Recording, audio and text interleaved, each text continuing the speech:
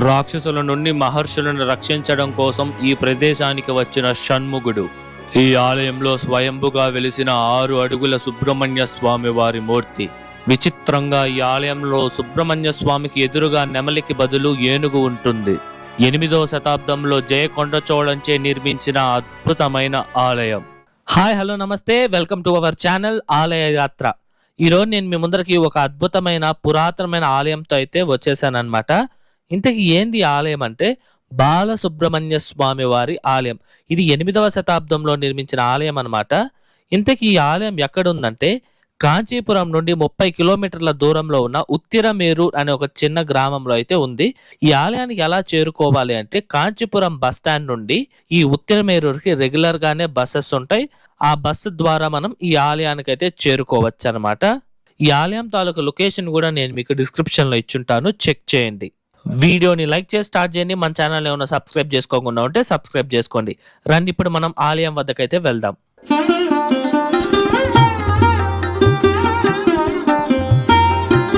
ముందుగా ఈ ఆలయం యొక్క టైమింగ్స్ విషయానికి వస్తే, ఈ ఆలయం ప్రతిరోజు ఉదయం 7:30 నుండి 10:30 వరకు, తిరిగి సాయంత్రం 4:30 నుండి రాత్రి 7:30 వరకు అయితే భక్తులకి అందుబాటులో ఉంటుంది.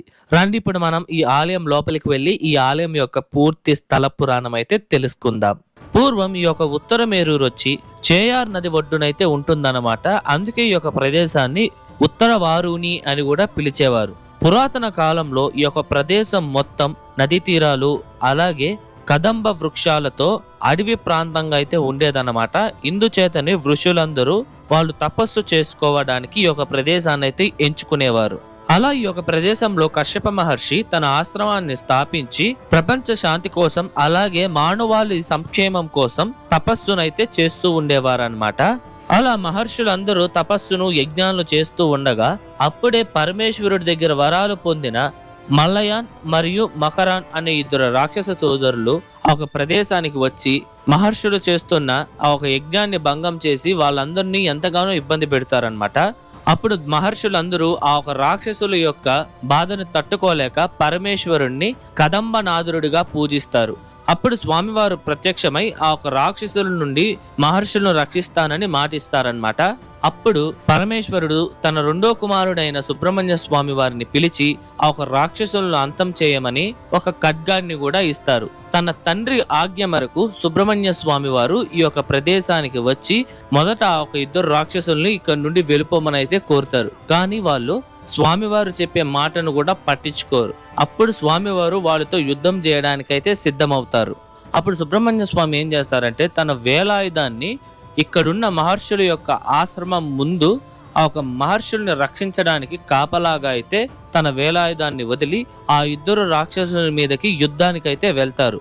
మొదట స్వామివారు మకరణ్ అనే రాక్షసుని అయితే సంహరించగా మలయాన్ తన యొక్క మాయాజాలాన్ని ఉపయోగించి మరి కొంతసేపు స్వామివారితో యుద్ధం చేస్తారు. అప్పుడు సుబ్రహ్మణ్య స్వామి వారు తన తండ్రి పరమేశ్వరుడు ఇచ్చిన కత్తితో ఆ యొక్క మలయాన్ అనే రాక్షసుడి యొక్క తలనైతే నరికేస్తారు.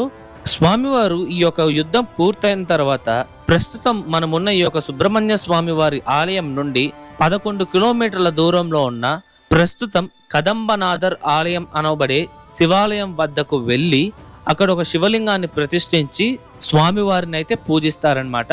అప్పుడు పరమేశ్వరుడు ప్రత్యక్షమయ్యి సుబ్రహ్మణ్య స్వామిని ఈ యొక్క ఉత్తరమేరూరులో ఉన్న ఇప్పుడు మనం చూస్తున్న ఈ ఆలయం వద్దే సుబ్రహ్మణ్య స్వామిని కొలువు తీరమని అయితే చెప్తారు. అప్పుడు స్వామివారు తన తండ్రి ఆదేశం మేరకు ఇక్కడే స్వయంభు మూర్తిగా 6 అడుగుల విగ్రహం అయితే మనకి దర్శనమిస్తుందండి. లోపల స్వామివారు వల్లి దేవసేన అమ్మవారి సమేతంగా అయితే మనకి దర్శనమిస్తారు. స్వామివారి యొక్క మూర్తి దాదాపు 6 అడుగులు ఉంటుందండి. నేను ఇంత పెద్ద స్వామివారి యొక్క విగ్రహం ఫస్ట్ టైం అయితే చూస్తున్నాను. అది కూడా ఈ ఆలయంలోని విగ్రహం అయితే స్వయంభుగా వెలిసింది. ఇక్కడ స్వామివారిని చూడంగానే నాకైతే గూస్ బంప్స్ వచ్చేసాయండి. అంత బాగా అలంకరించున్నారు. మేము టెంపుల్ ఓపెన్ చేసే టయానికి వెళ్ళాం గనుక స్వామివారిని అద్భుతంగా అలంకరించున్నారు. అది చూసే భాగ్యం మాకైతే కలిగిందనమాట. మనం ఈ ఆలయం లోపల ప్రదక్షిణ చేసే మార్గంలోనే మనకి ఒక వినాయక స్వామి వారి యొక్క విగ్రహం అయితే ఉంటుందండి. ఈ యొక్క విగ్రహం అయితే చాలా పురాతనమైందనమాట.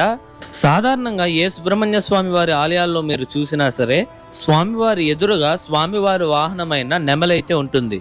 కాకపోతే ఈ యొక్క ఆలయంలో స్వామివారి ఎదురుగా ఏనుగైతే ఉంటుందన్నమాట. దీనికి కారణం ఏమిటంటే ఈ ఆలయ చరిత్ర చాలా పురాతనమైందండి.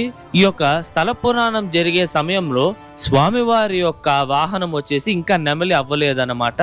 స్వామివారికి నెమలికి ముందు ఉన్న వాహనం ఏనుగు. అందుచేతే ఈ యొక్క ఆలయంలో స్వామివారి యొక్క వాహనం ఏనుగు ఉంటుంది.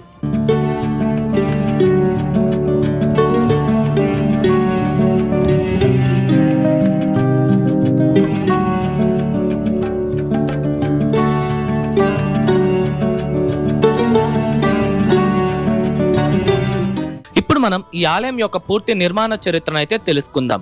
ఈ ఆలయాన్ని 8వ శతాబ్దం అంటే దాదాపు 1200 సంవత్సరాల క్రితం చోళరాజైన జయకొండ చోళన్ ఈ యొక్క ఆలయాన్ని అయితే నిర్మించారనమాట. కాకపోతే కొన్ని ఆధారాల ప్రకారం ఈ ఆలయాన్ని ఆయన కన్నా ముందు పల్లవరాజులు రాకెట్ టెక్నాలజీ యూజ్ చేసి నిర్మించారని అయితే చెప్తున్నారు. రాకెట్ అంటే ఒక రాయిని ఆలయంగా మార్చడం అనమాట. మొత్తం చెక్కి ఆ ఒక రాయిని ఆలయంగా అయితే మారుస్తారనమాట. దీన్ని ఏ రకంగా ఆధారం చేసి చెప్తున్నారంటే ఈ ఆలయం ప్రదక్షిణా మార్గం చుట్టూరే మనకి చాలా పెద్ద పెద్ద బండరాళ్ళు అయితే కనిపిస్తాయి. దీన్ని ఆధారంగా చేసుకొని ఇది రాకెట్ టెంపుల్ అయి ఉంటుంది అని అయితే చెప్తున్నారు. కానీ కన్ఫర్మేషన్ గా ఎవ్వరూ అయితే చెప్పట్లేదు. ఇందుచేతే మనం ఈ యొక్క ఆలయాన్ని చోళరాజైన జయకొండ చోళన్ నిర్మించారని అయితే అనుకోవచ్చు. మీరు చూడొచ్చు 1200 సంవత్సరాల క్రితం ఈ ఆలయాన్ని ఎంత అద్భుతంగా అయితే నిర్మించారో. ఈ ఆలయ రాజగోపురం చాలా చాలా గంభీరంగా 5 అంతస్తుల రాజగోపురం మనకి కనిపిస్తుందండి. ఈ యొక్క గోపురం పైన ఎన్నో అద్భుతమైన శిల్పాలు మనం చూడవచ్చు. అలాగే సుబ్రహ్మణ్య స్వామి యొక్క గుర్తు కూడా మనం అక్కడ చూడవచ్చు అనమాట. రాజగోపురానికి ముందరే మనకి ఈ ఆలయం తాలూకా కోనేరు కూడా ఉంటుంది. ఈ యొక్క కోనేరు పేరు మాత్రం అక్కడ ఎవరిని అడిగినా తెలియదని అయితే చెప్తున్నారనమాట. మనం ఈ రాజగోపురం దాటి రాగానే ఈ ఆలయం తాలూకా బలిపీఠము, ధ్వజస్తంభము, అలాగే ఈ ఆలయంలో స్వామివారి వాహనమైన ఏనుగు కూడా ఉంటుంది. ఆ ఏనుగుకి ఒక మండపాన్ని కూడా నిర్మించున్నారనమాట. దాని తర్వాత మనకి ఆలయం తాలూకా అర్ధ మండపం, ముఖ మండపం, గర్భాలయం అయితే ఉంటుంది. గర్భాలయం కూడా చాలా అద్భుతంగా అయితే ఉంటుందన్నమాట మనకి ఈ యొక్క ఆలయంలో. ఇక్కడ మనకి అనేక స్తంభాలతో ఈ యొక్క మండపం అంతా చాలా చాలా అద్భుతంగా అయితే ఉంటుంది. అతి ముఖ్యంగా ఆదివారం అలాగే సోమవారం భక్తుల యొక్క రద్దీ అయితే ఎక్కువగా ఉంటుందన్నమాట. ఈ యొక్క ఆలయం కూడా మనకి ఈ ఉత్తర మేరూరులో ఉన్న అనేక పురాతనమైన ఆలయాలలో ఈ యొక్క ఆలయం కూడా ఒకటండి. ఈ యొక్క ప్రదక్షిణ మార్గం అప్పుడే మనకి ఈ ఆలయం తాలూకా విమానం అయితే కనిపిస్తుంది. విమానం పెద్దదేం కాదు, కొంచెం చిన్నదే, కానీ చూడడానికి చాలా అద్భుతంగా ఉంటుంది. ఈ ఆలయంలో మనకి చోళరాజులకి సంబంధించిన శాసనాలు కూడా మనం చూడవచ్చండి. ఈ శాసనాల ప్రకారం ఈ యొక్క ప్రదేశాన్ని రాజరాజ చోళ, రాజేంద్ర చోళ మరియు కులోత్తుంగ చోళ పరిపాలించినట్టుగా ఈ ఆలయం తాలూకా శాసనాలలో అయితే లిఖించబడి ఉంది. చోళుల తరువాత ఈ యొక్క ఆలయాన్ని విజయనగర రాజులు ఎంతగానో అభివృద్ధి అయితే చేశారండి. ఇదివరకే మన ఛానల్లో ఉత్తర మేరూరులో ఉన్న 1200 సంవత్సరాల క్రితం నాటి కైలాసనాథర్ ఆలయం మరియు అదే 1200 సంవత్సరాల క్రితం నాటి వైకుంఠ పెరుమాళ్ ఆలయం వీడియోస్ కూడా ఉన్నాయి. వాటి యొక్క చరిత్రలతో సహా పూర్తిగా ఆ వీడియోస్ లో వివరించడం జరిగింది. ఆ వీడియోస్ ఎవరన్నా చూడకపోయింటే వాటి లింక్స్ డిస్క్రిప్షన్ లో ఇచ్చుంటాను, చెక్ చేయండి. అలాగే ఉత్తర మేరూరు నుండి 30 కిలోమీటర్ల దూరంలో ఉన్న కాంచీపురంలో మనం అనేక ఆలయాలను అయితే దర్శించాము. మన ఛానల్ ప్లేలిస్ట్ లోకి వెళ్తే మీకు కాంచీపురం సిరీస్ అని ఉంటుంది. దాంట్లో మీకు దాదాపు 15 నుండి 20 ఆలయాలను అయితే దర్శించుకోవచ్చు. తప్పకుండా ఆ వీడియోస్ ను కూడా చెక్ చేయండి.